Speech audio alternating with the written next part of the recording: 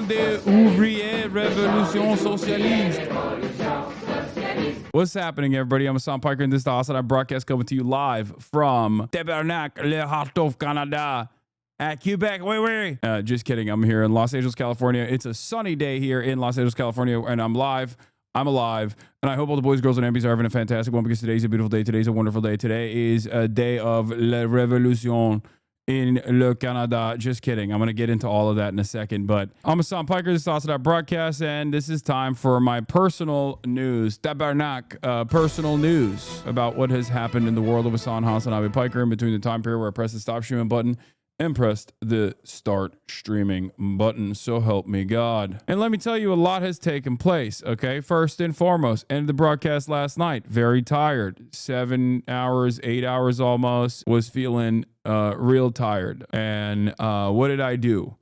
Not really much. Watched a bunch of TikToks. That's all I've been doing. Watching a bunch of TikToks and watching a bunch of shows. The show that I've been watching is incredible, by the way. Freaking credible. Absolute banger. Let's see if someone can figure it out. It is an Adult Swim show that is on Max. It has very little coverage. Very, very little coverage on it. And I don't know why there is no talk around the show, because it's a fucking banger. Yes, everybody got it. It's Common Side Effects. Can I tell you a secret? Yeah, please. Okay, just go with me for a minute.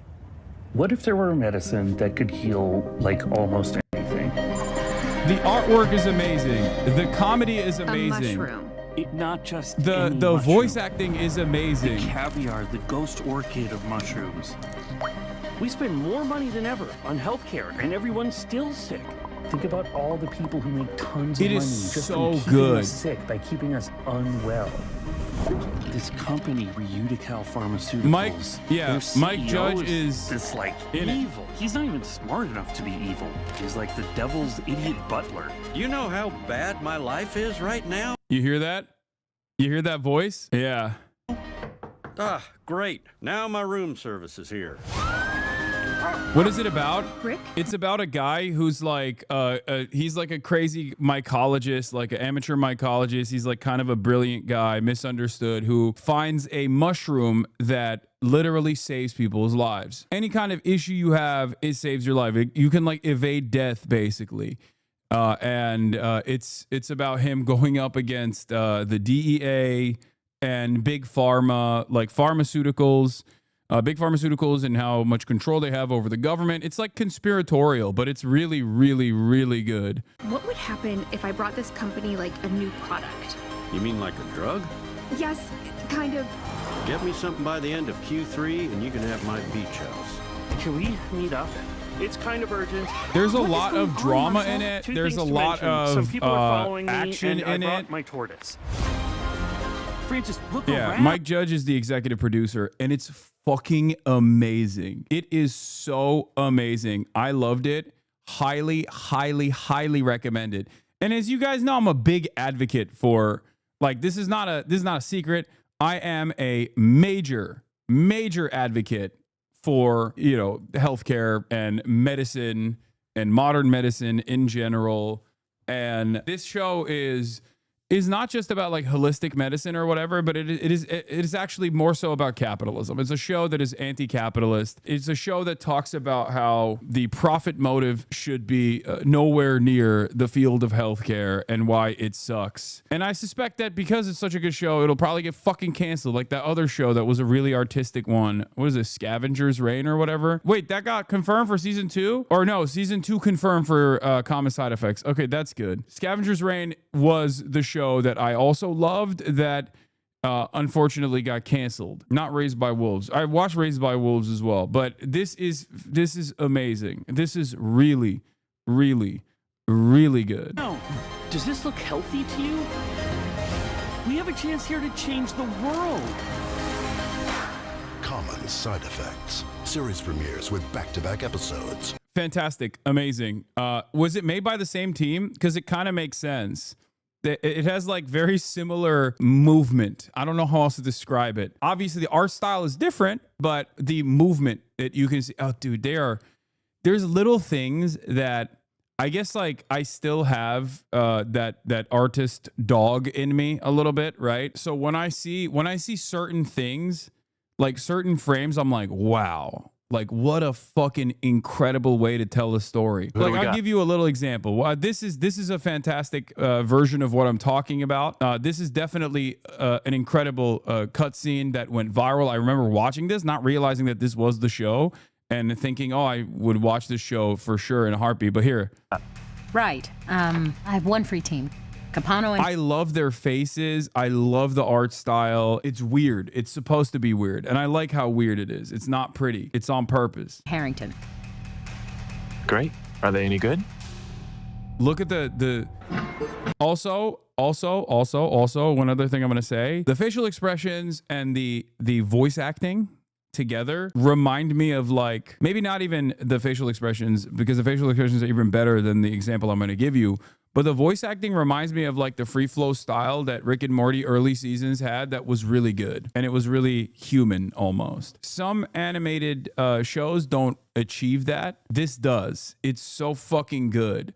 It's like very free flow, real, actual conversational. I don't know how the fuck they do that. I haven't seen any of the latest Rick and Morty episodes, but I'm just saying, like, initially, before it became like this explosive phenomena, Rick and Morty was actually pretty solid in terms of like voice acting. And it feels, yeah, Waking Life is another great example of this as well. Like, where it's like obviously conversational.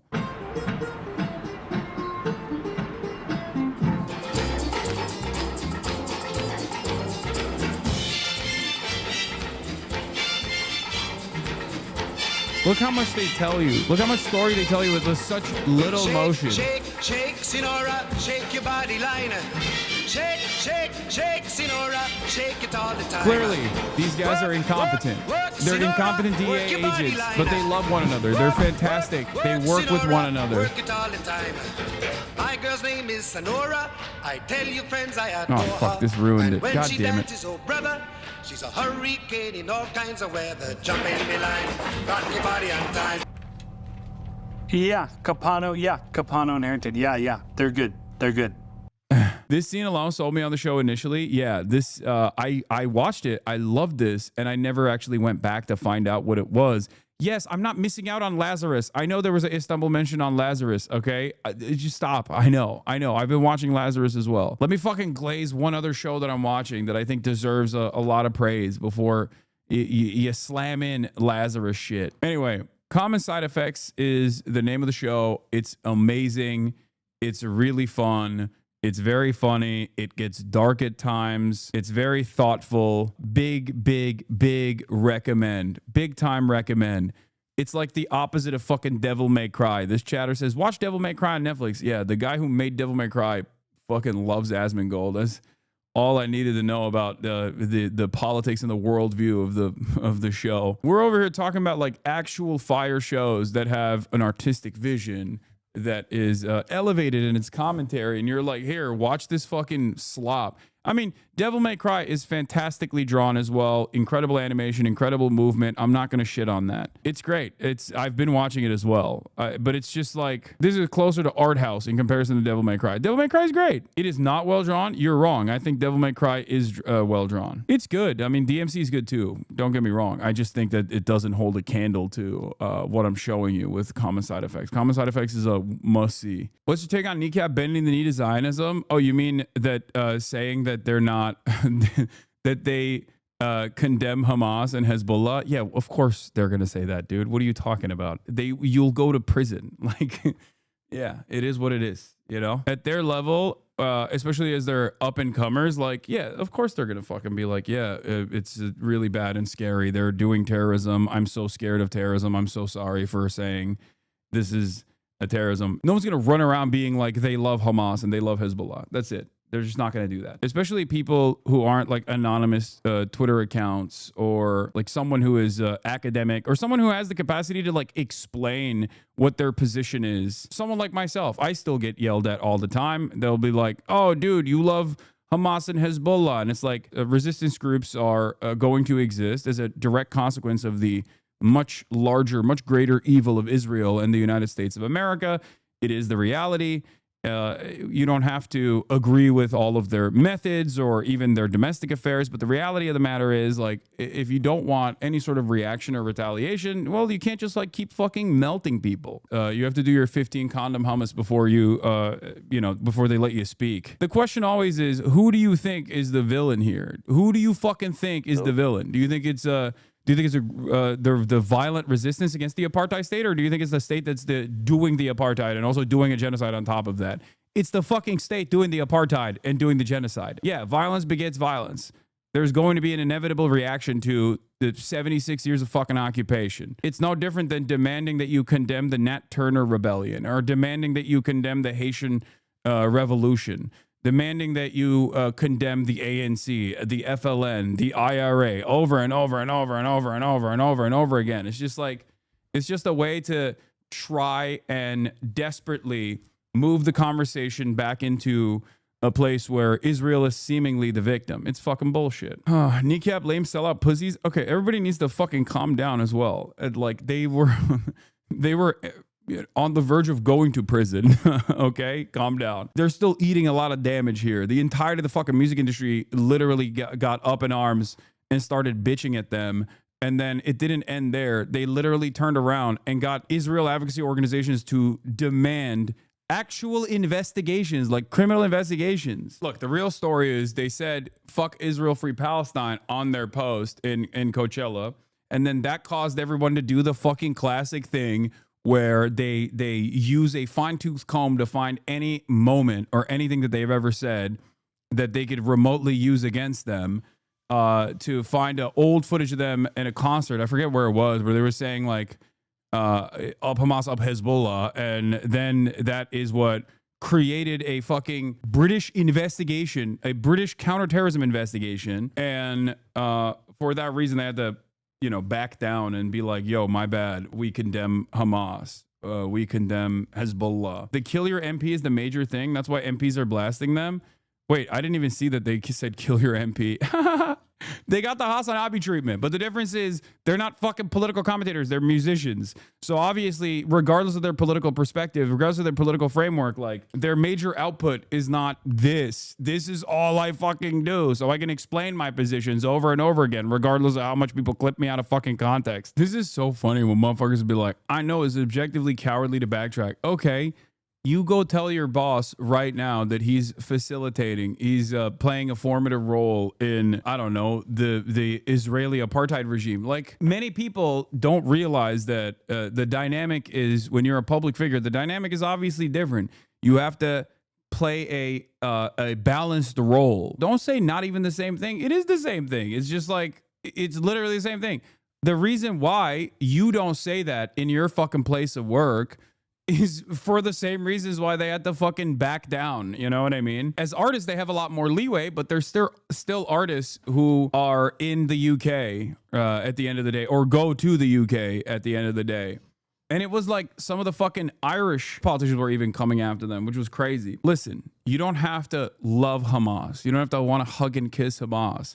The reality of the matter is you have to recognize that they are the only game in town due to an unlimited amount of bombing and assassinations that the Israeli state is engaged in over the course of the past 76 years of its fucking occupation. In the eyes of Israel, everyone is Hamas. Every baby that gets killed in a bombing campaign is Hamas. It does not fucking matter. They do not make this distinction. I don't know why you think you're making this distinction. There is no real fucking distinction here. It's just, I don't give a shit about who is running Palestine. I give a shit about ending the occupation. I want Palestinians to have autonomy. I want Palestinians to have sovereignty. That's my argument. Okay? I'm not like, oh, it has to be Hamas. Having said that, like a lot of the concessions that Hamas has made as the leading figurehead in the resistance movement, in the militancy, they have said that they would remove themselves from power and allow for democracy to take place in Palestine. It's not like a thing that they are opposed to. You know, I agree with that position. So that's what I want. I want an end to the occupation. I want an end to the apartheid. I want there to be a single solitary state in the future, hopefully with equal rights and equal representation, a Truth and Reconciliation Committee to be set up where war criminals are punished, where reparations are offered, where there's a right to return for Palestinians. People say these are pie in the sky ideas, but these are still this is still the morally correct position. You don't like Hamas?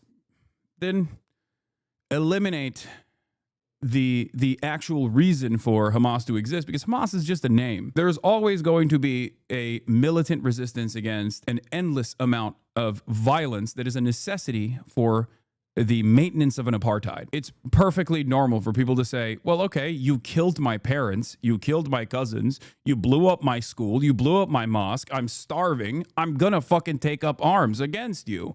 That is the most normal position of all time. And it doesn't even matter how old you are at that point. You're like, okay, I can't wait to get older so I can fucking grab weapons and join whatever new formation that exists. Let's say they kill every single person that is in Hamas. Okay, there is gonna be a Hamas 2. There's gonna be something else. Just like Hamas wasn't the only game in town initially. It used to be the PLO, which also were secular, and yet they were still branded as terrorists, scary, violent terrorists. I can't believe we're, 17 months in at this point, and people are still confused about this process. Isn't it legal to resist apartheid? I mean, it's not legal according to Israel. It is legal according to international law. It's not legal to kidnap people, though.